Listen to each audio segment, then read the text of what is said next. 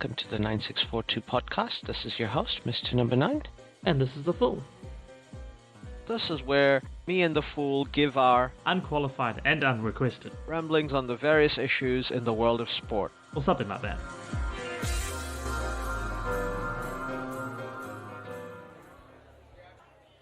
Hello, everyone. Welcome back to our second podcast of 2023. Yeah. We are back talking about the Premier League. Yeah. There's no other sports going on right now, just football. That's all. That's all. Everything else There's is no sort of... big. Yeah, there's no big other football code having an important day anytime soon. That's not happening. Well, definitely not today or tomorrow or the day after that, so... Yes. Shush.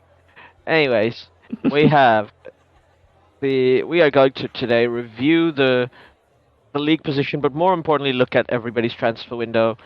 But as a thing, yeah, what do you think about? There's been a lot of talk about people saying about maybe abolishing the transfer window or how it's creating weird distortions, and I'm still like I don't quite get their argument. No. For that. I think it's there. If you're gonna say make the transfer window a bit longer, 2 months, okay, maybe. But I still think people are gonna make dumb last day moves. Gave them like an extra month Yeah, that's not... in the window. Yeah, if your complaint is about weird things happening on the last day of the transfer window, then just having a transfer window at all at any time of the year means that that's going to happen, because you're always going to have a deadline day. Otherwise, it's just called transfer anytime. And yeah, and I could sort of see an argument for only having one transfer window between, in the off season, and not having a transfer window during the season, which is pretty much, the off season where you make your squad, you get your squad together, you set a plan for the year, and it's up to you to make that plan work. And you've got the squad, that's it. That's the whole season. And you go through, and whoever made the best choices at the beginning of the year, whoever's got the best squad, that's the people that are going to win the title. That said, I would fall on the other side, which is shit happens, man, and things go haywire, and having a period in the middle of the season where you can reset and rethink just makes the end of the season more exciting, because things change and you can't be... There was a predictable march of things, and then there's a reset and a change, and maybe that shakes things up and we get an exciting end. Yeah. I think there could be an argument to be made that maybe we need to extend the summer window. I know the season's ending later and later every year. But yes, I think taking into account, we make rules saying that, for example, the Champions League final happens to be mid-June. That, June, any transfers that come in the June 1st window can't play in that Champions League. No, that would or be... FA Cup, because it's usually leagues are done at that point. Yeah. And really, the Cup finals are end of May, so as long as they keep that hard deadline of 1st June 31st of May is the end of the season, no matter what, then... Yeah. And 1st June till... Yeah. 1st June till September, fine. I don't... Maybe even all the way to October. Okay, extending that beginning one, okay. I don't mind it. And even if you're gonna maybe go, okay, it's a 6-week window instead of a 1 week or even a 2-month window in the middle. Yeah.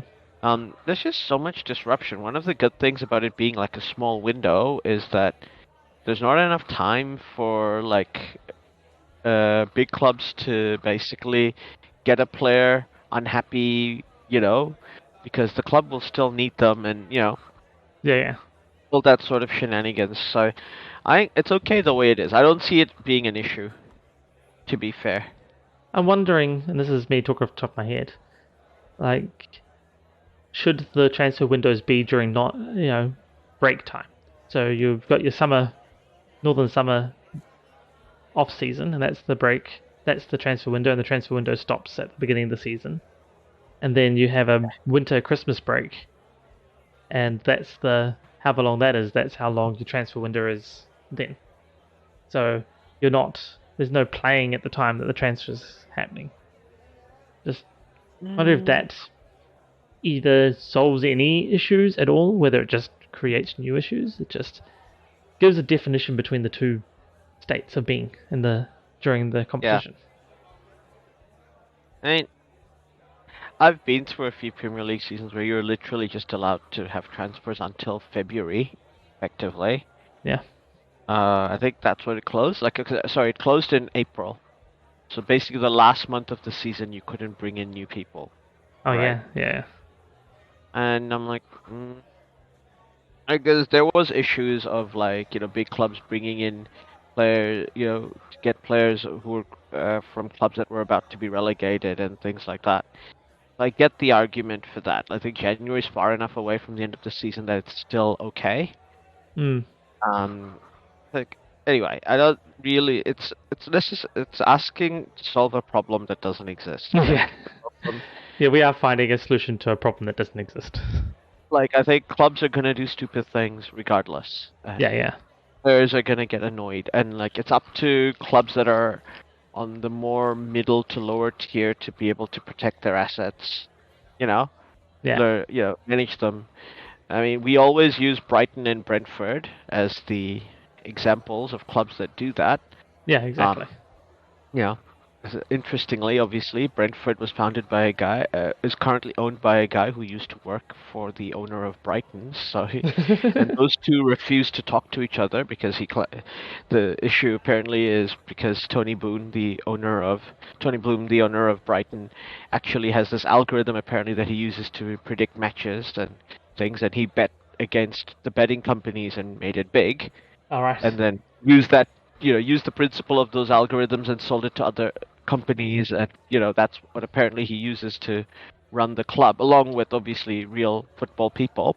Yeah. And the owner of Brentford has done the same thing apparently with the same algorithms. So, All right. Yeah. which he got when he worked there. Yeah. All right. So, Yeah. Well, I guess at the very least you could say that algorithm works. So if that is really the thing, if that is I think true, a lot of people think algorithms is magic spell. You can no. cut. Yeah. And I'm an engineer sitting that's not how they work. No, it's not how they work. But at the same time, you can make an argument that is sort of how they work, in that they are they're the spell. So they're the spell components, or the spell instructions. But you still got to have the spell components. You've still got to have, the required. Especially the ritual. Yeah, you got to get the level and all the rest to understand that. But it is the instruction set. If you follow the instruction set, if you can interpret what that instruction set's actually doing, then yeah. But it'd be the interpretation bit that's the interesting bit, really. Because sure, there's an algorithm and you can plug the data in and it will give you some outputs, but those outputs aren't going to be a nice simple tick or cross next to a player or a game or anything. It's going to have a whole lot of data points that you've got to then interpret into and the outcome you want, you think is most likely. And also, this is the thing, I think the most important way to be good at using algorithms is when you ignore the algorithm and go with conventional wisdom or intuition. And this is not me going, human intuition's always better. I'm like, no, there are times when the algorithm specifically gives you what seems like it could be right, but from experience the reason why it's giving it. You can tell why the data is skewed. And it's not you going, I know better. It's you going, okay, collects the data in a particular way. This is skewing the result. I wouldn't expect, There's a collection. You need to know that stuff. Yeah. Yeah. It's a data collection bias, right? You've got to understand what data it's collecting and how it's using that data. What analysis is it running? What calculations are running in the background? Because you say that's going to skew results and provide a bias one way or the other. So you've got to be able to identify that and know, this is an outlier, or this is just an artifact of the algorithm, and it's not truth, and I can discount this bit, or I need to apply a different thought process or different analysis Yes. process to this bit because this had some weird Or at things in least it. I need to check some other information before I follow the algorithm, like to see, Yeah. check some microdata and go like, is there enough sample set? Do we have large enough Yeah. sample size for some of That's this? one of, but I mean that's part of the interpretation, right? The algorithm gives you some data. It's up to you to interpret that correctly. And so that's the experience, that's the knowledge of how it's working, that's the the intelligence to look at what the algorithm's actually providing you and go, is that actually relevant to the thing I actually want to know? Or has it Yeah. actually just gone and calculated something different? It just happened to be the data sort of aligned, but it's doing a different thing because it thinks it should. Yeah. It's not that Tony Boone sits there going, let's enter into ChatGPT. How do I run a football club? Oh, And I then wonder get what six. ChatGPT would say. It would just say, do what Brighton did, I guess. Yes. Because that's the conventional wisdom. Yeah. Go work He's for like, Brighton. no, but we are Brighton. Uh, or Yes. you're going into Delhi and asking for running a football club at this price point. How do we do this? Yeah, Yeah. it's not how it works. No. So it's Brighton do things properly, but I think it's also because the people involved know what the tools they're using very well. Yeah. 100% that will be the case. And same at Brentford. And yes.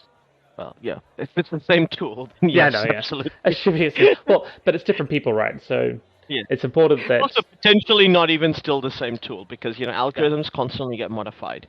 Oh, exactly. Or a company that uses an algorithm should always be constantly modifying it. Yeah. So they may have been the same algorithm at one point, but being at two different clubs and them not collaborating on it will mean it's now different because they would have tweaked it in different ways, or and it's for that same reason of knowing, oh, hey, when I put this data in, it calculates this way and it gives me this output, and I know that output's wrong because it's doing this thing, so I'm going to modify it to account for this problem. And each of them might have run into a different problem and accounted, or just accounted for it in a different way, and so therefore it's different now. Yeah, and I think also a lot of we have to understand that there's a lot of like actual professional smarts at both Brighton and Brentford. Like, oh yeah, the ownership group, the people, Brighton and Brentford, one of the few clubs owned by rich people who are directly involved in running the day-to-day stuff. yeah. Like they, like very hands-on, and they are very good at because they're both made by self-made men who've come up, made their money from from more humble backgrounds. They actually know how to deal with people. This is why they're very good at dealing with footballers who go, oh, I want to leave. They're like, oh, leave next season. We'll get you a better deal. Make your agent, Yeah. Like, or Brighton's approach was like, oh, you want to leave? Okay, go find an offer. Find a club that wants you. Go get, this is our valuation for you. Find a club that wants to pay this much for you, and you can go. That's what Manchester City do as well. They're like, oh, okay, we value at this, so find a club, get your agent to find you someone who'll pay this, and you can go. Yeah, We're no not gonna stop. Yeah, they're like, no problems. This is how much we value, so they're gonna pay that much. Sure, Both no problems. good and bad thing for clubs, but yeah. It's generally, obviously Brighton and Brentford can't be that callous about it, but they're like, oh, look, we'll figure out a way, and they make it worthwhile for the player. Like, they see that as a business arrangement for the two parties. Yeah, they're more in collaboration. It's a partnership, almost. Yeah. Where they're looking after their players, which does well because then you get the players are like caring about the club and the success as well. Be like, no, we're gonna try. And clearly, especially this season, both of those teams are benefiting from that sort of player engagement and buy-in. Yeah. I mean, let's be very clear here. Players are content creators. They're creating content which we consume. Yes. Like, football clubs don't create content without players, and players effectively are independent contractors that these football clubs need to create the content. Like it's the Yeah. feel. Yeah. So it's like like we don't watch. We don't like to watch producers do stuff for. We want to watch the actors do stuff. Like Yeah, that's what we exactly. pay to go to for the movie tickets. Yeah, you don't sit Um, there to listen to directors tell you about their vision. You're yeah. there to see the actors bring I forth mean, that unless vision. you're wanting to be a director, but Yeah.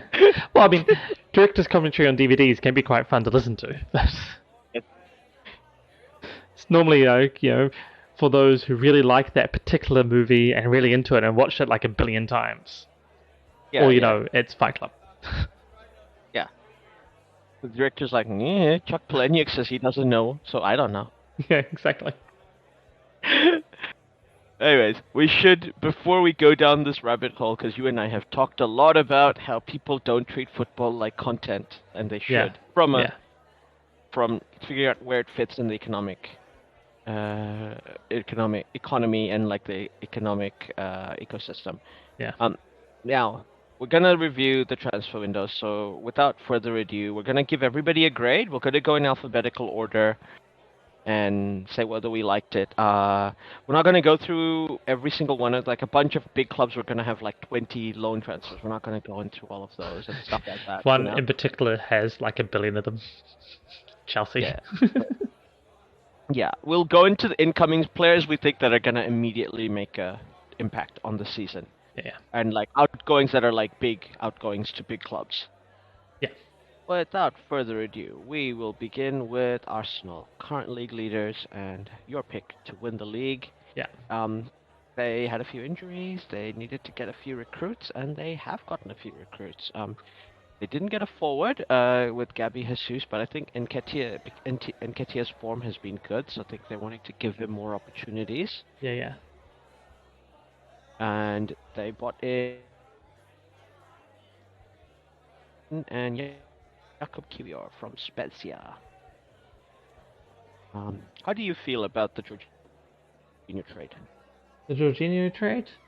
I sort of feel that it's a sign of Chelsea giving up, almost. Like, well, he's giving up on Champions League football. Because Jorginho only really had till the end of the season on contract. So it sort of feels like it's saying, wow, we're probably not going to make Champions League, so we better get some money for Jorginho before he goes somewhere else where he's going to play Champions League. Yeah. So yeah, it sort of it feels that way about it. To be fair, yeah, Chelsea's not making the Champions League. Oh no, we're not making the Champions League. Like, that's not an unfair assessment of their current position. But that being said, they will get into Chelsea's window. I think it's a very astute buy from Arsenal, right? Like, I think it's a very shrewd business. Yeah. I mean, it's because obviously probably shrewd both sides. You say we'll get into it. We get Chelsea, but seems as you say. Yeah. I think it's a business deal that is good, beneficial for both clubs, both parties. But also, like Arsenal, they got a player who's got Premier League experience for not much money. Like it's cheaper than Chelsea's loan for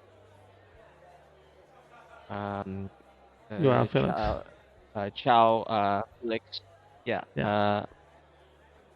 So they're doing well, and they got Leandro Trossard as well to cover from Brighton, who was a player who they kind of probably did need. To cover another forward. In there, so they've got two Premier League players. I don't think you can play much. A bunch of loan outgoings. Not too many. Other Marquinhos and Lokonga going out on loan. Marquinhos to Norway, a good move for him, and Lokonga to Crystal Palace. So that's potentially a good move for Crystal Palace, I think. Yeah, probably a good move for both clubs, really. Rating. Great. Let a grade for Arsenal. Let a grade. I mean, it's pretty good. Maybe B plus. Right to me. Yeah. Okay. Okay, so moving on from Arsenal, we go to the team that's second place. I know I said we were going to do this in alphabetical order, but I skipped AFC Bournemouth, so what are you going to do? Manchester City are currently second place. Yeah. Looking at their incomings, they did get a few players in, but they've had some notable players leave. But they've had Maximo Perrone come in from Vélez Sarsfield in Argentina. I assume he's basically a player who will probably start right away. He's gonna probably take a few, maybe go out Yeah. on Yeah. loan and do all that good stuff that they do. And they a bunch of their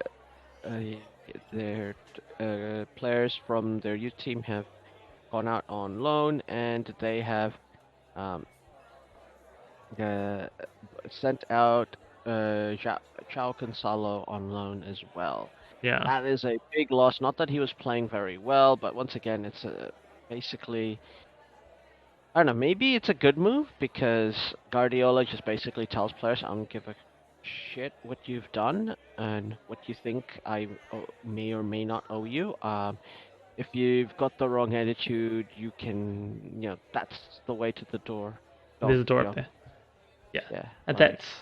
I was pretty sure I was remembering right, but I'm pretty sure, yeah, Cancelo, there was a bit of a bust up between him um, yeah, and the coaching staff. So yeah, it seems like that was a well. If you're not going to fit in, then yeah, you say, hey, how about over here? How about you go play somewhere else for a while? yeah, exactly. Uh, so the team is going to be on notice. He's had some words to say to them as well, like, "Oh, we're not going to win anyway," and I'm unhappy about their attitude, and like a bunch of stuff that I think rightfully, I'm like not personally telling anybody off, but giving them all good blocking. Yeah, I like it, but I can't give much for Manchester City's trade No. deadline. Uh, D? D plus Yeah. if they got rid of a player who was being a nuisance. Yeah. I mean, that's part of it, right? Sure, it's poor getting rid of such a good player, but he was being problematic. So yeah, let's go with D plus. D plus. Move,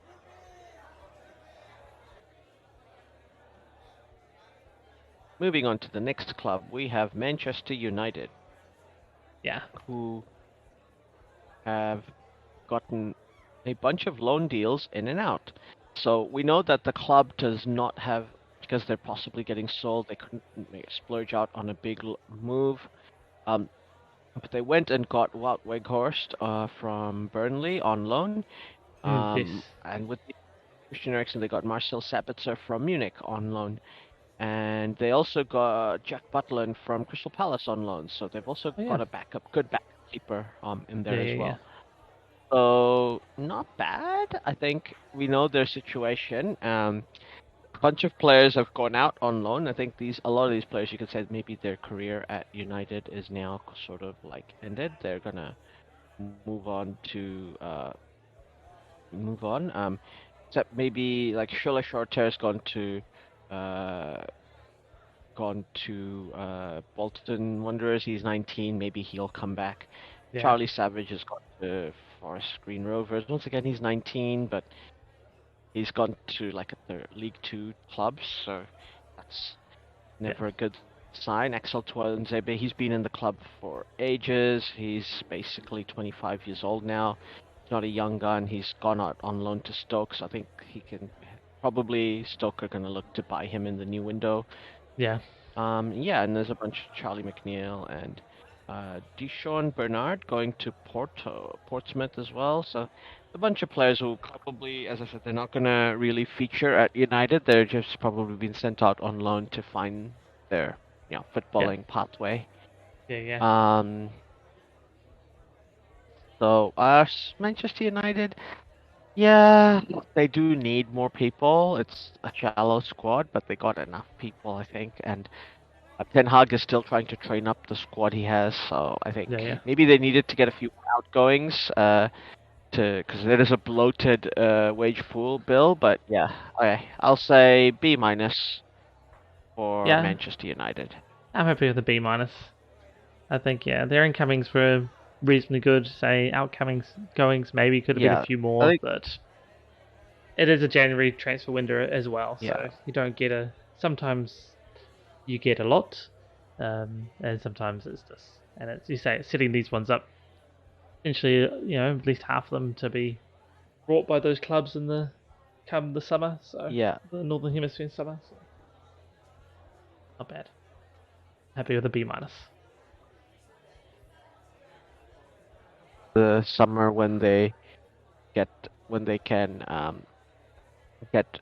when they can actually get more players. Yeah. Now, next up we go to the Toon Army, Newcastle United. So the players coming in include Anthony Gordon. Early on in the season, they got Garang Koi, but he's also or immediately been loaned out to Motherwell. So he's not obviously not somebody for the club immediately. They got Harrison Ashby to shore up their defense a little bit because I said their squad is not super deep. They're from West Ham United, so somebody who has some Premier League experience. Anthony Gordon, incredible move, I think. Even though he hadn't been playing too well at Everton, he's a player who could have a renaissance at Yeah. under Eddie Howe. Um, Also gotten rid of a few players. John Joe Shelby's gone to Nottingham Forest. Chris Wood's gone to Nottingham Forest, and we Yeah. will get to Nottingham Forest. Don't you worry there. And a bunch of other players have gone out on loan. So I think Newcastle have done some tidy bit of business. This is a very, very, I think, competent um, January window, given their Yeah. position and their needs. I think A minus, Newcastle United. Yeah, happy A minus. I was thinking B plus, but minus B plus, not too. Newcastle aren't trying to win the league. Like Newcastle are trying to finish top four, Yeah, so they exactly. just So showed up. fair call. I'll A minus is acceptable then. Next up, we go to the white part of North London, Tottenham Hotspur.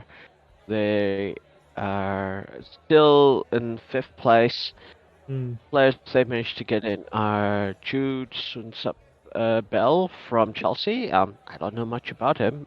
Pedro Porro on loan from Sporting, and Arnaut Dejuma from Villarreal also on loan. And that was a scoop because he was supposed to go to Everton, and they kind of snuck him in. it's just Um, and I think Sun Tzu Bell is a forward, so I'm not sure why Chelsea think they have so many of those guys that they can just pass on. Oh, actually, no, they have heaps of them. That's right. That's yeah. why we sent him We've out. got all the front runners. We just don't have out and Yeah, out and they did number some nines. crazy things because they were supposed to send Matt Doherty out on loan, and then they realized that they were breaking the loan rules, so he had to go on a free. Like, that's pretty crazy. That That's is a bit crazy. embarrassing. Yeah. So yeah, a bit it's Spurs doing Spursy things. But yeah, they still got in a bunch of players, so I can't say it's too bad. I think maybe B, just a straight B. Yeah, I'm happy with a B. There's nothing too horrible in there. You say Yeah, Matt Doherty thing, but don't think it takes away from anything. yeah.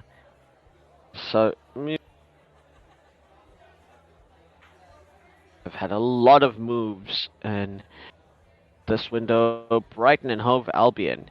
So Yeah. they got in Ya Yasin Ayari from AIK in Sweden. They got IK Gothenburg. They got Mark Mahoney from Cork and uh, Facundo Bornute from Rosario. I imagine all these players are basically players who are going to get slowly integrated into the squad. They're all quite Yeah. young. They're basically people for the future. We're not going to be surprised if we see them here now. Mm, They have sold Shane Duffy to Fulham for a yeah. tidy bit of business. They've um, loaned out a bunch of other players. James Furlong, who interestingly going also to Motherwell. They sold Leandro Trossard to Arsenal. Yeah. And more importantly, they managed to hold on to Casado and a bunch of their other players who everybody was greedily trying to get and Yeah, keep them in line. So I think that counts.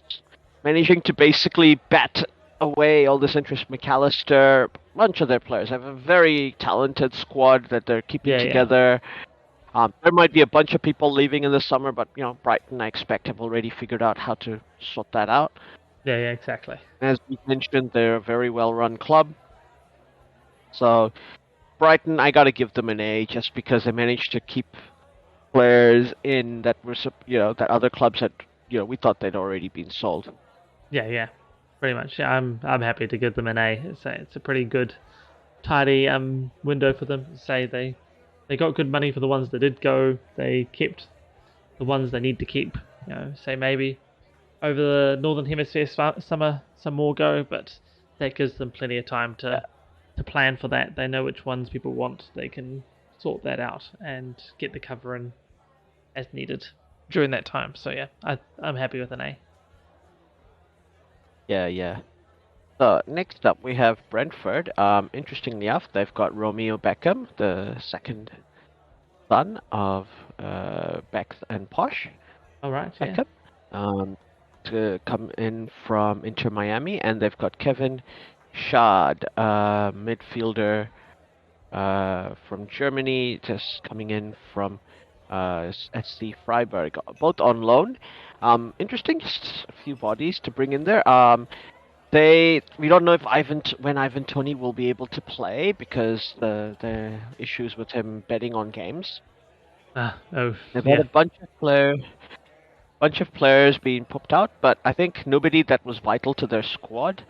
No. Yeah, I don't think they needed too many incomings. They've kind of done okay. I think it's a bit of a meh transfer window. Nothing wrong, and they didn't have too many people going after a bunch of their players yet. Probably because of Ivan Toney's situation, because I'm pretty sure a bunch of teams would have been willing to spend big on him. Yeah. Like the likes of Arsenal, if he was available and he didn't have issues, there might have been going right in for him. Yeah. Uh, so yeah, it's hard for me to judge, but I think B minus is fair for Brentford. C Yeah. for the Bs. B for the Bs. I mean, B for the Bs sort of works. I was thinking C plus. As you say, it was pretty standard. Nothing to write home about, but nothing wrong. Yeah, But they are the yeah. Bs, so B minus. B's for the Bs. Like Brentford did a bunch of their recruiting in the summer window, so they didn't need Yeah, to buy. exactly. So Their squad's going pretty good. So next up, another club from South London, Southwest London. Now they got in Shane Duffy, like we mentioned. They got Sasa Lukic in from Torino, and Cedric Suarez on loan from Arsenal. ooh, Bunch of good reinforcements here. Not too many important people going out, I think. hmm, So I think Fulham, they're almost guaranteed to stay up now. I think they've crossed over they're on 32 points, so they should reach that magical 40-point mark they should do. where Yeah, they're unlikely to get relegated.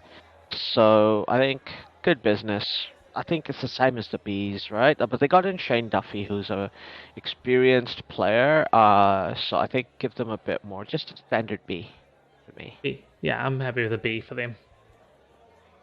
That was a Yeah, decent window. So yeah, yeah. let's go for B. Next up, we have Chelsea Football Club. Uh, the How long do we have for this uh, one?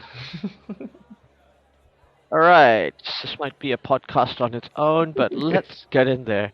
So, incomings, we have Enzo Fernandez, Malo Gusto, Noni Mendueke, Mikhailo Mudrik, Chao Felix, Alindre Santos, Benoit Bedashili, and David Yeah, Fofana from Molde. So, a bunch of players and outgoings. We have Jorginho Sinsupel, as we mentioned before. yes, Cesare Casade is going out to Reading, and Malo Gusto is immediately being sent back to loan to yeah. Lyon. So he was loaned in and loaned out right away back. Yeah. bought in and Brought in and loaned loaned out. back Yeah. out right away. So he's Yeah. probably not someone for he's not here for immediate impact. No. Yeah, they've spent a bunch of players. They've done an interesting thing. I've listened to a lot of podcasts about how they're getting super long contracts, Yeah. 7 or so years, so they can. It's an interesting thing. So while those players might still be getting paid a decent wage, their transfer value can be depreciated slower over time. Yeah. No, listen to similar So if podcasts. you buy a player for 100 million, you say that you bought in $100 million worth of assets. But if it's a 7-year contract, the depreciation is over 7 years versus like 4 years if it's a 4-year contract Yeah, for exactly. FFP purposes. Yeah. That's So how they're getting around some of that. Or not getting around, but yeah, yeah, so that's making it. exactly what they're doing. It's okay, look, it's crazy, it's nuts. I can't make heads or tails of it, but I yeah, A plus for me. I can't go any lower than that. Like they've brought in a bunch of players. I don't think Graham Potter is unaware of the players that have been brought in. Like he has a very good working relationship with your current general man, the yeah current director at the club, director of football, yeah. and they've probably made a plan. And yeah, I think I, with Fernandez also coming in, it's like yeah, that's a home run. that is a home run.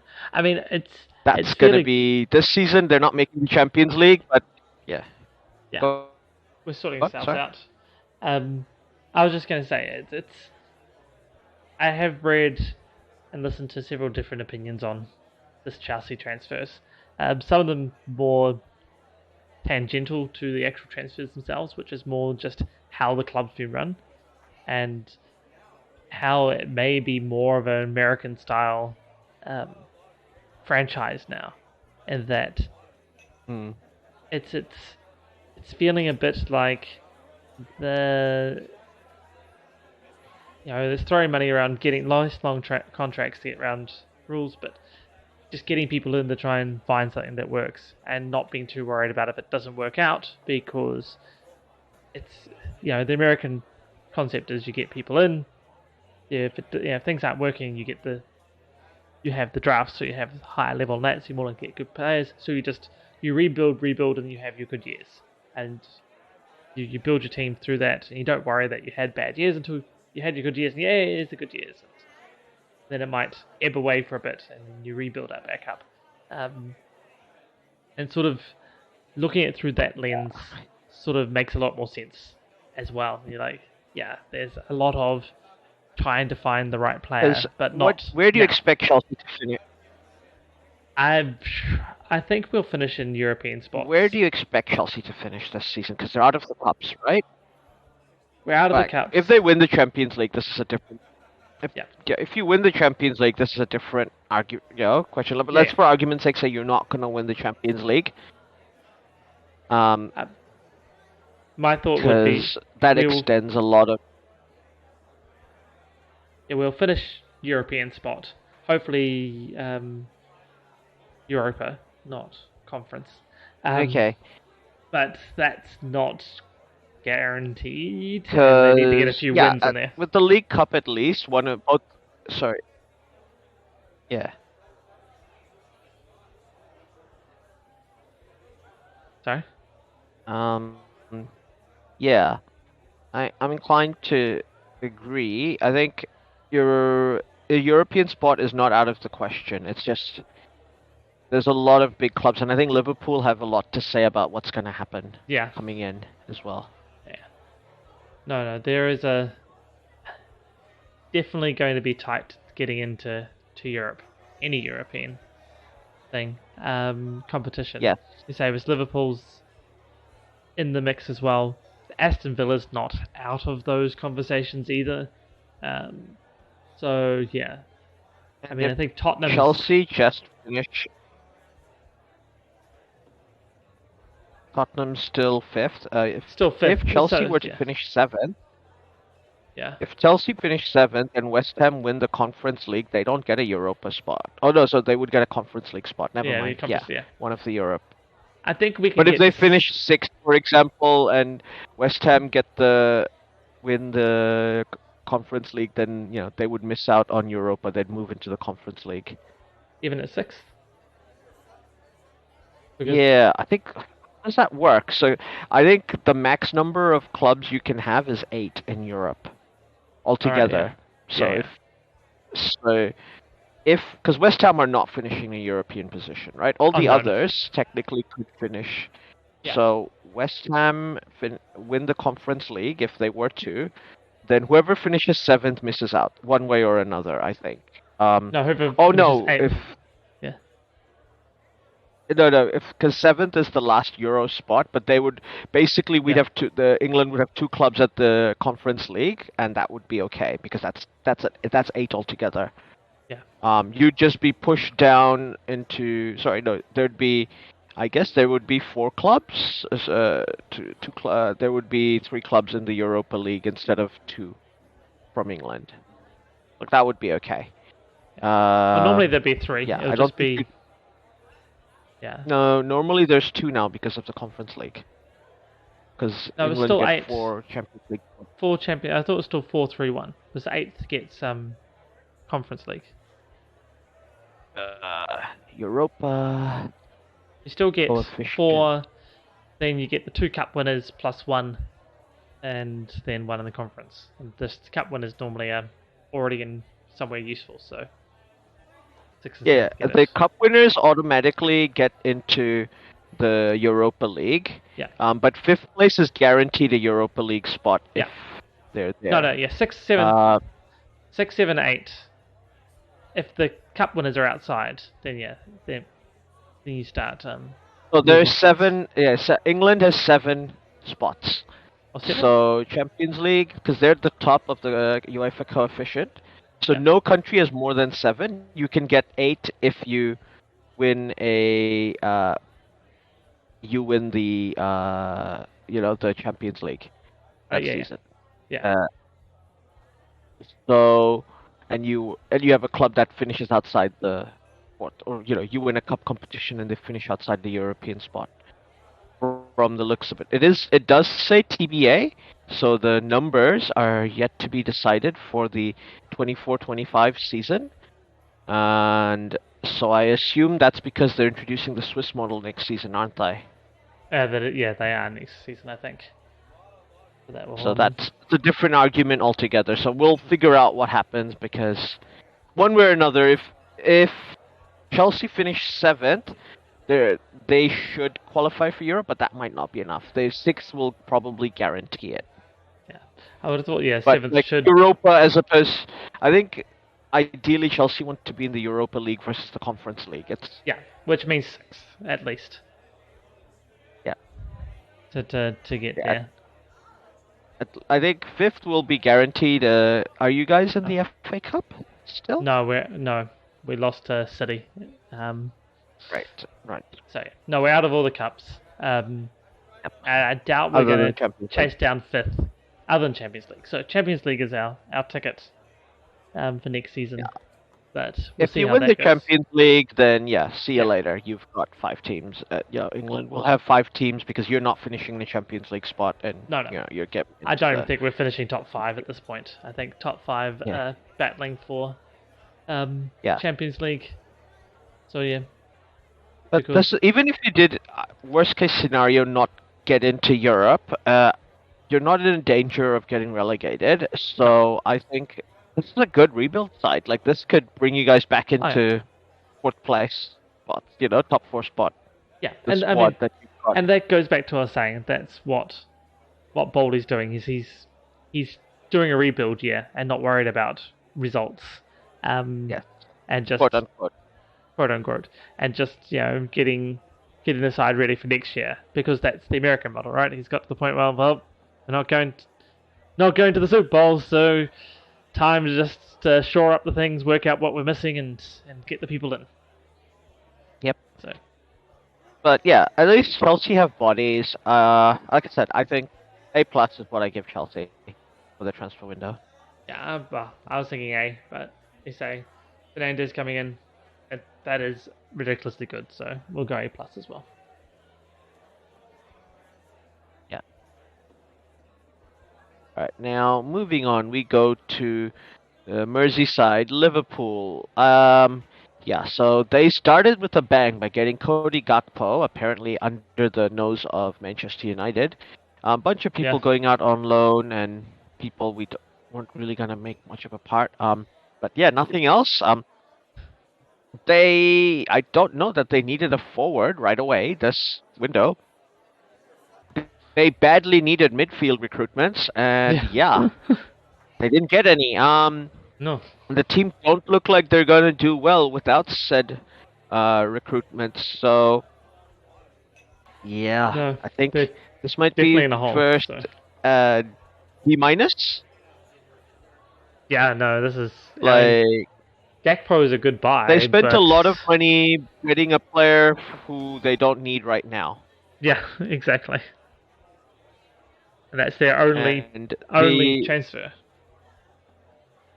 yes, and they need the European football. Like Champions League football is maybe out of the question for Liverpool now, Oh, 100% is, yeah. especially given the window they've had. But Yeah. they they need to have some sort of European football. They can't just rely. They if they're not in Europe next season, that's going to be a huge blow, and incoming owners, that's going to impact that sort of thing as well. Yeah. No. So that's why it's a D minus. Like most clubs, sure, if they didn't need to, most clubs in the Premier League are happy to stay in the Premier League. If it was a transfer window that would get a middling club relegated, I would of course give them an F. But if they're like, yeah, they maintain their Premier League status, it's fine. Yeah. That's why you don't fail clubs for that for a January transfer window. No, no. At least in my Yeah. logic. No, it makes sense. They say this is Liverpool as well, so Yeah. there is different expectations um, that should be coming along, and the same with Chelsea, and that's the same Yes. arguments were being made in some of these podcasts. Um, that the American owners don't understand the expectations that Yeah. fans actually have for these clubs. Exactly. I agree. Um. Now, moving on from the Mighty Reds, we go to the villains, Aston Villa, your Mm, favorites. my favorites, sure. So they got in John Duran from Chicago Fire, and they got in Alex Moreno from Real Betis, and and a bunch of players going out who I don't think were on loan or not really going to be doing much. But the most important thing, they have Lopetegui managing them. That's who they got Oh yeah, at that time. So it's incredible. I mean, I know it's not a player window, but I think they have they had a good squad. I think Villa didn't need that many replacements. Just Steve Gerrard wasn't doing a good job yeah, at Villa. And yes, it's a diss on Steven Gerrard, but he probably got the Brighton job, the Aston Villa job a bit too early in his career. He still possibly needed a bit more time at Rangers, or maybe had another club in between. yeah, yeah, He wasn't ready yet for a club doing the job at a club like Villa. So they've moved on, and they've moved on to a really good manager. This is the thing, like the Premier League is already the Super League, right? yeah, You and I've talked about it with the managers here. We're talking about a manager who's an absolute like top tier, like somebody who used to manage Real Madrid and managed them reasonably well, and managed Spain, and he's now managing Aston Villa. He's won the Europa League, and yeah, yeah. No, he's good. this guy is a Yeah, like he would be managing a top club in La Liga, and he's managing a mid-tier club in the Premier League. yeah, exactly. And It's this is what's happening. He's so Aston Villa. I think overall, I can't. fault it. B minus for me. B minus, definitely. I'm happy with that. Moving on. We go to Crystal Palace. And Yeah. so their club is gotten in a bunch of last day Nairu Ahmada and Lakonga on loan from Arsenal on the last day. A bunch of their players have gone out on loan. Yeah. So yeah, it's a window. I think Crystal Palace probably really needed to get someone like Conor Gallagher in Yeah. from Chelsea Yeah. because But he's kind of in no man's land in Chelsea at the moment. he is. We don't know how he fits into uh, the system that Graham Potter's going to use, but Crystal Palace are not out of the woods. I don't think they've. I don't think they're going to be relegated as yet, but they can't be. They're only 9 points behind Southampton at the bottom of the table, and I feel like Southampton are going to surge up It is because possible. they've been getting their manager has been doing interesting thing, and their players have been playing really well. So Yeah. Crystal Palace can't be complacent. No. So this window, I'll have to give them a C minus. Yeah. It's definitely not the best. No, I agree. It's not the best. It's not the worst, but it's not the best. C It'll minus, C. probably see them survive the league, and Yeah, yeah, exactly. I feel like they probably have enough of a gap to be safe-ish, them and Nottingham Forest. Like, they, yeah, as you're right, it won't take a lot to turn it around, and Crystal Palace has not been in the best of form.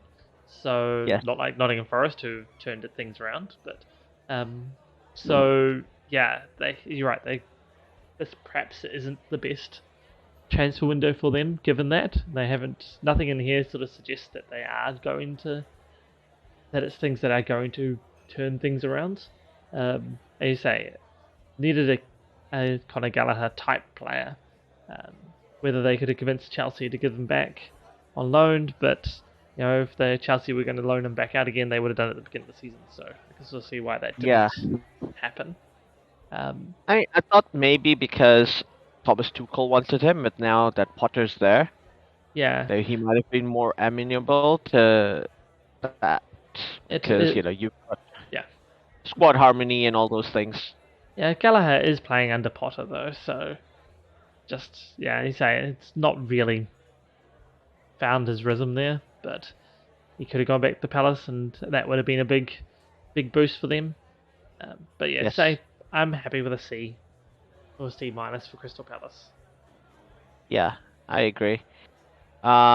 Next up we go to Nottingham Forest, the two-time European champions, and Yeah, they've had another eventful window. yeah, And no, they got Andre Ayew on a free because he was in no team. He got in on February the 2nd. oh yeah. Felipe from Atletico Madrid stole him from potentially a move to Real Madrid. Ooh, John Joe Shelby from Newcastle. mm. Keylor Navas from PSG. Oh, that's a big one. Excellent deal. Yeah, Chris Wood from Newcastle on which is also loan. good. Danilo Oh yeah, from Palmeiras and Gustavo Scarpa also from Palmeiras on a free. yeah, I think incredible window. So amazing. many Yeah, good players. I think they have shored up a bunch of. Keylor Navas is an incredible player. it is. Yeah, One of I my know. favorite players in the world. Um, they're not in the relegation zone at the moment, as I predicted. They have moved up and out Yes. of there. They're nine. They are 6 points ahead of Everton, who are on Yeah, 18 points, but Everton have a game in hand. yeah. Sorry, no, Everton are on the same number. Leeds have a game Have in a game hand, in who are, hand. they're also on Yeah, 18. Yeah, yeah. but No. either way, I think it's an incredible window for them. Mm. Well, They've nothing been in. playing so well. Yeah, they're playing well, and every one of those transfers feels like it's going to make a benefit to them and make them stronger. And so, yeah, you can only give them This is one that I definitely feel is an A or an A plus. Like, A plus, yeah, 100% out of the way. 100%. Yeah, This will keep them in the Premier League, or at least they've yeah. done the moves to give the manager the best opportunity to play in the Premier League. I've always rated um, Steve Cooper. I think he's Hmm. gonna keep them up. I think they're going to keep up. Yeah, they're playing pretty good right now, and they've made done well to get a bit of daylight between them and relegation. Yeah, These are all really good ones. Like, and just looking at the dates, like that final day of theirs, Never Shelby, Felipe, yeah, Ayu a couple of days later. Like, it's all good stuff. I agree. Um, Very good window. Hmm. Moving on from them, we go to the Foxes, Leicester City. Another club you and I predicted to move out of the relegation scrap because they Yeah. were well in it when we last spoke. Yes. Um, they have got in a bunch of players. Nathan Apoku from Fieldmaster Sporting Club. Apologies, I don't know where that is. Harry Suter from Stoke. Mateus Tete from Shakhtar Donetsk on loan, and Victor Christiansen from FC Copenhagen. A bunch of players have gone out on loan. I think the Leicester didn't have an issue too much with their squad, and they're a January window. They don't have the sort of money to buy as like Chelsea do, Yeah. and apparently Nottingham Forest do. But they've sorted out a bunch of their financial fair play issues. Like their chairman has converted their $194 million of debt into equity, so All that's good. a good thing for them. Yeah. Um, they will probably stay up, I think, and maybe next season they'll be able to back Brendan Rodgers to push up for a European spot, maybe, and Yeah. up again. We'll see what happens to Leicester. There's a bunch of clubs going on sale. Don't be surprised. I think if in this window we didn't have both Manchester United and Liverpool being put on sale, Mm. um, and there's rumors that Tottenham Hotspur are as well, then I think Leicester might have decided to cash in. But obviously, you're Yeah. not going to get the best value when you've got those three potentially going out. Yeah. Yeah. Exactly. And next up, we have Wolverhampton Wanderers, the and they, as I predicted, have gone out of the relegation zone, As and well. a Yeah. bunch of players have come in because, I expected Raiola to come get a bunch of players in to the club. Yeah. João Gomes from Flamenco, Daniel Bentley from Bristol City, Craig Dawson from West Ham, Pablo Sarabia, sorry, from PSG. Come on. Mario Good. Lamina from Nice, and Mateus Cunha from Atletico Madrid. Yeah. Wolves are going to stay up. A bunch of these players are going to be key players. They got a bunch of players come back from injury. It's not too many players. It's, I think, just about enough players Yeah. Yeah. for Wolves to do the business. I think they're gonna. I think that's a great result for them. Great No, it's window. good. A for me. A. Definitely an A. No, it's very good by Wolves. You say it's all stuff that's going to definitely keep them. It's definitely going Yeah. to keep them up and give them good strength. Um, so And yeah, I it's apologize. I made a mistake. The manager of Wolves is Julian Lopetegui, not Aston Villa. ah, So he's not even at a club that's won at least Aston Villa have won a Champions League before. yeah, yeah, The Aston Villa have Unai Emery, who's also an incredibly good manager. So yeah, my apologies for that. But yeah, they've got both clubs have upgraded the manager, and like I think both are gonna do really well. Wolves once again, I think A great window. A. Definitely, and they showed it the last match against smashing Liverpool. So I think A, easy A. Yeah.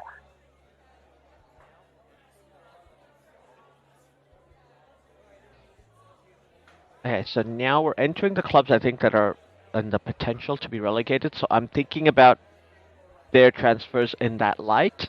Yeah. Have they done enough to stay up? Wolves, I think Leicester and Forest have done that. Palace is where I was Yeah. iffy. And Villa have probably don't need to worry about it, I think. Yeah. Villa should But yeah, be should have been fine. Palace, Nottingham Forest, their windows perhaps have dragged them back into it. We'll see, but that's because yeah, Leicester and Wolverhampton had such good windows that their that difference in points is going to disappear between yeah, them and Crystal Palace and Nottingham Forest. So it'll just be um, how the difference back down to the actual relegation three is managed. yeah, I agree. Now, West Ham, though, I think are in pole position to not be relegated of this group. They're obviously Mm. still able to be, but I think David Moyes is a very, very experienced manager at this sort of level, and getting Yeah, clubs not relegated. They've got in Danny Ings, a very good buy, I yeah, think.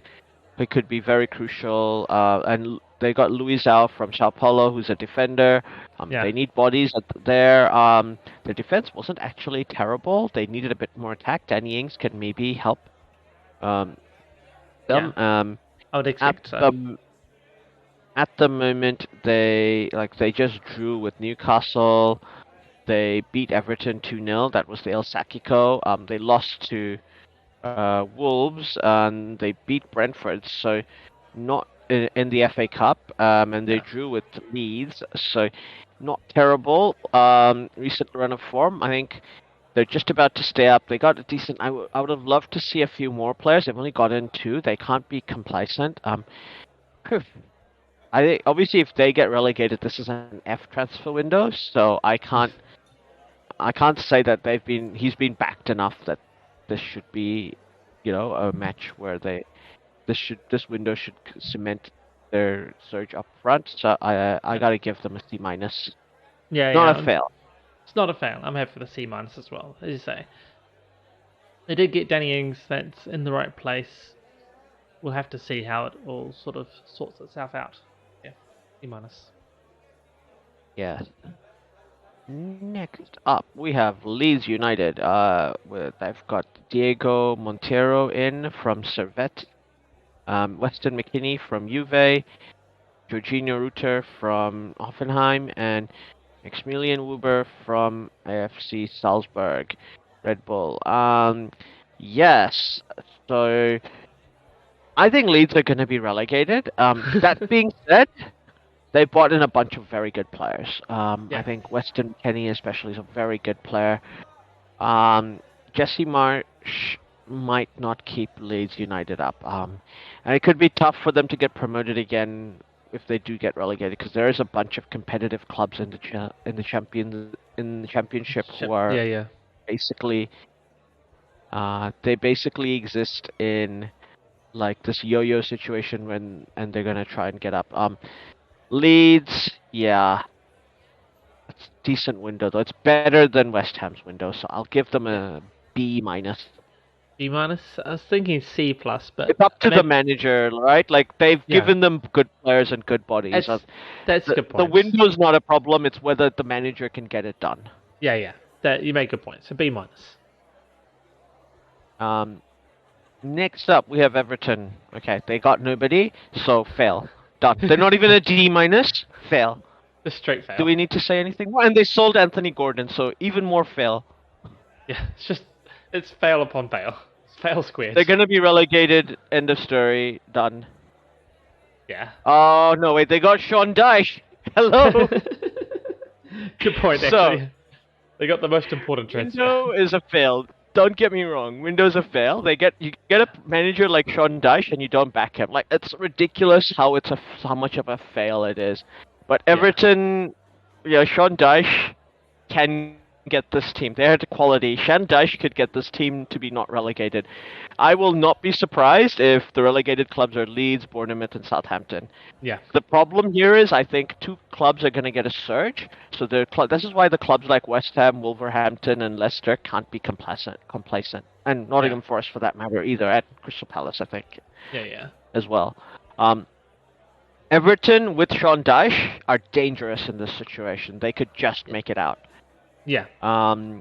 and I think Southampton will get 2. So they've also done some great business. But okay, fail. We don't need to talk anymore about Everton. Fail, No, no. fail window. Fail, fail, fail, fail. Yeah. Other than getting Daesh, fail.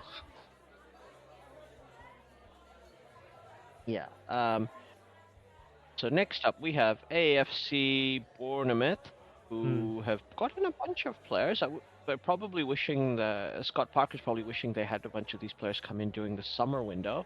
Yeah. Ilya Zabarny and Hamid Junior Traore from Sassuolo, Matias Vina from Roma, Antoine Samiano from Bristol City, Darren Randolph from West Ham United on a free, and Dango Tara from Lorient. I'm not super excited about this window, but they actually got some bodies in. Yeah. And so this is a new ownership group. They are going to invest money in, and if they do get relegated, then it's not the end of the world, I don't think. Like, No. they are slowly building up this. Gary O'Neill, he's doing what he can. We can't blame him. I don't think they backed him enough, and like this was unfortunate for Bournemouth because they were going to be sold, so they couldn't buy players. Yeah, they're probably being relegated, but they've bought a bunch of good players to maybe yo-yo in, so I can't give them a fail. The window's not a fail because they've got players in and they will probably bounce straight back up. So Yeah. what is that? D plus? D plus. Doesn't really feel Yeah, like if they're a getting C. relegated, like they were already probably getting relegated before the window. The window itself is probably giving you bodies, but it's not enough because they didn't get enough in the summer window, and that's not the fault of this. It's rough to say because I think maybe C minus just because they will come straight back up. The squad. Yeah. It is hard because it's not bad. And maybe it's a C minus, but maybe it is technically improving what was going to happen before this window. So it's improved a lot. It's just not enough to stop them getting relegated. Yeah, 100% not enough. Yeah. So I still feel like it's still a D plus. Like it's not quite a pass. It's good. It's like you're almost there, but yeah. There's now, so this is why I'm giving them a C minus. Moving on from them, we go to Southampton. Interesting club to say. They've got in Nathan Jones as their new manager, who's done some interesting things. Like, he's playing Ward-Prowse as a number 10, and then you look at it and go, yeah, that's where he should be playing, right? Like, why didn't you do this before? Made a lot of sense once he did it. Yeah, exactly. So I think he's a good manager, and he's done interesting stuff.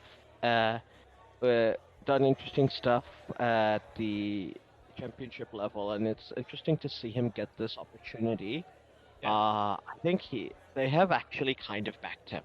They've got Paul Nochu, Kamaldeen Solamina from Rennes, Paul Nochu from Genk, James Bree from Luton, Carlos Alcaraz from Racing Club, and Miroslav Orsic from Dinamo Zagreb. They've got some decent amount of players in, and he's actually using the squad to interesting effect. This is Southampton. I don't know. They will. If Southampton and let's say Everton somehow don't get relegated, who gets relegated here? Bournemouth? Okay, let's just assume Bournemouth's getting relegated. Yeah. Leeds? And then West Ham or Wolves? It's so tough. This is going to be one of the toughest relegation scraps I've ever seen. But I do think Southampton are going to get a surge. I don't think it's going to be enough. Yeah. I think they will finish 17th, unfortunately. Yeah. Or 18th. 18th, yeah. No, I think, Southampton are going. To me, the other one, if Bournemouth or Southampton do get out, it's possibly actually Crystal Palace, given the transfer window Yeah, that will be dragged. Because exactly. I feel like whilst they've got the points at the moment, that difference is going to be chipped into. As you say, like West Ham, good. Wolves, good. Leicester City, good. Nottingham Forest, oh my god, good. So yeah, Yeah, if I even feel Leeds. Crystal Palace is going to be dragged right down there. It's going to be Southampton, Bournemouth, Everton, Leeds, Crystal Palace. Basically, is going to be give it a month or 6 weeks. Yeah, That's going to be the relegation battle. yeah, it could Yeah, very well be. I yeah, mean, like I expect Nottingham Forest to maintain their position. Same with Leicester. They've got yeah, momentum and good managers. More importantly, yeah, we're gonna know what to do with those players. And look, you can't keep a good man like Jamie Vardy down for too long, right? yeah. Well, exactly. Um, Wolves, 100% Lopetegui is gonna keep them up. Absolutely. Yeah, West Ham, probably. David Moyes probably. will keep them up. Yeah, And I then you've got basically Bournemouth, Southampton, who are not relegated yet. Like if they spurge up somehow, Everton, Leeds are, and or Everton, sorry, if Everton, Southampton spurge up because of the managers, yeah, Everton are just still a bit fucked because of the players, right? yeah. Everton have got problems, but I sort of see them scraping enough to get there. But Okay, we have to make a call, right? Right yeah, now, bottom three, who are going to get relegated? If this might be different to what we said after our Christmas window, but we didn't have a bunch of new managers and new players. yeah. Now that we've seen the managers, we've seen them play with these new players, who do you think is getting relegated? I think pretty sure I'm keeping the three-ish that I said. Though I may have said Nottingham Forest in there, You but did say Nottingham Forest. well then, bar Nottingham Forest, I'm going with Leeds, Bournemouth, and Southampton. Like, Leeds, Bournemouth, and Southampton. Okay. yeah, I'm going to pick Bournemouth. I'm going to pick Leeds. That's got to be Everton.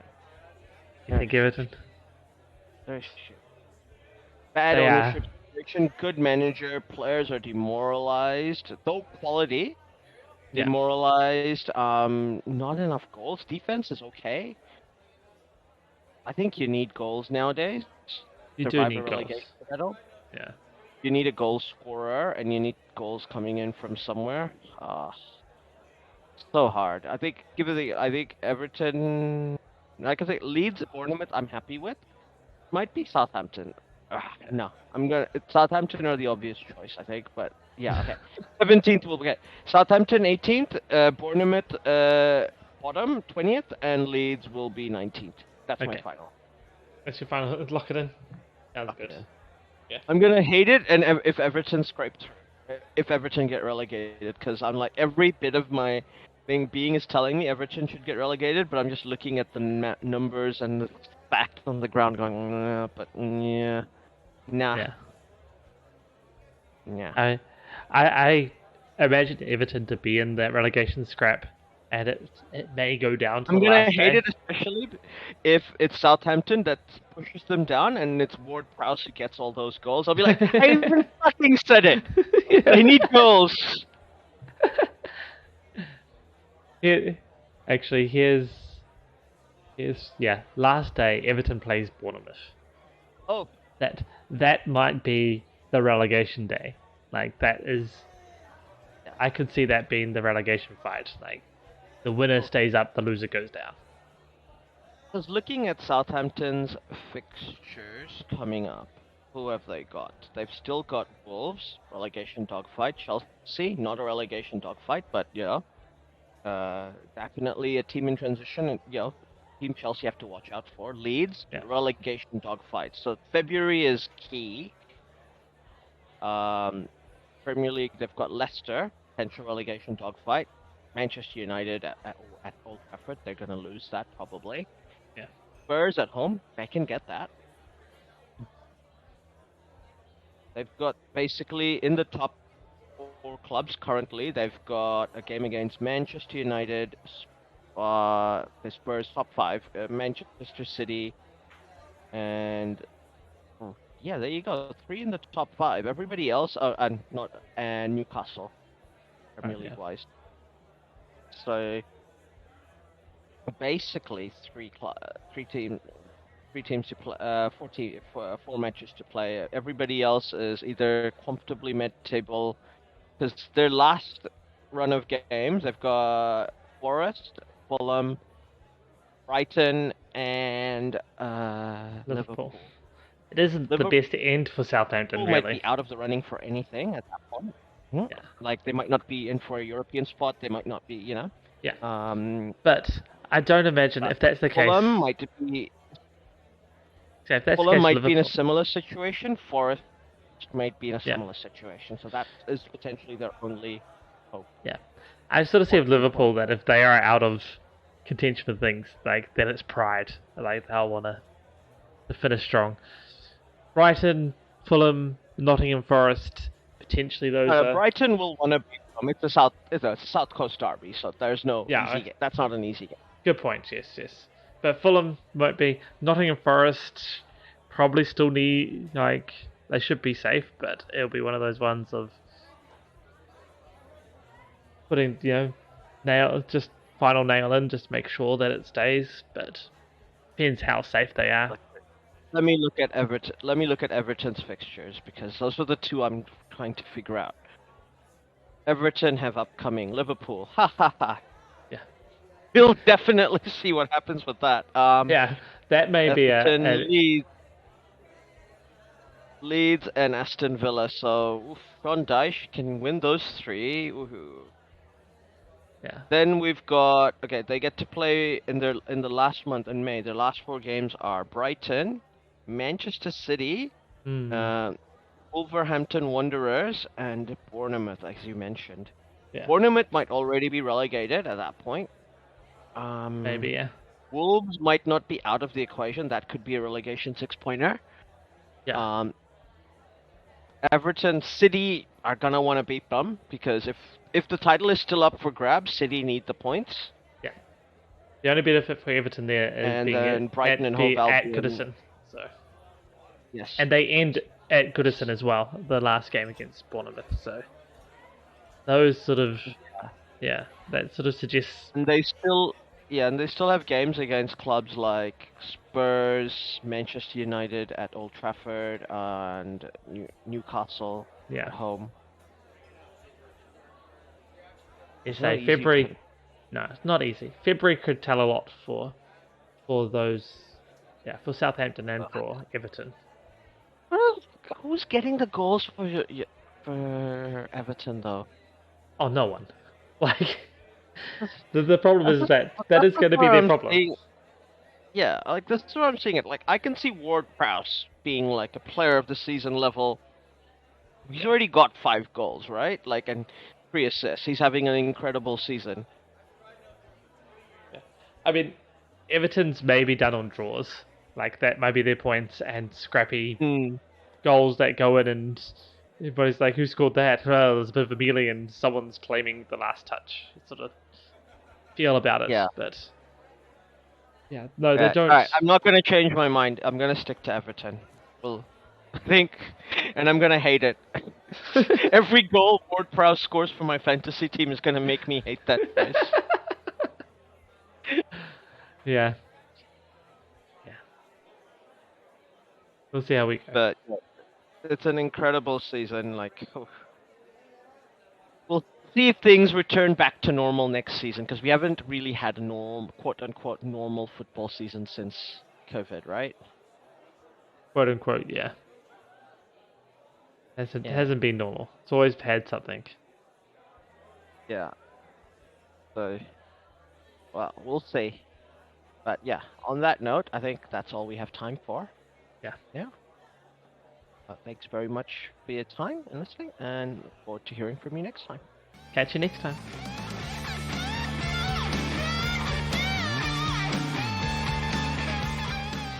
Well, that is the end.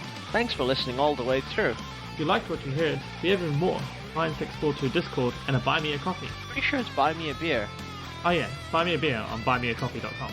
In both these places, you can talk to us. And we may even listen, especially if you do buy a said beer or coffee. I might still be confused. Yes, we're easily bribed. All links are in the show notes below. Don't forget to like and subscribe. This is on YouTube.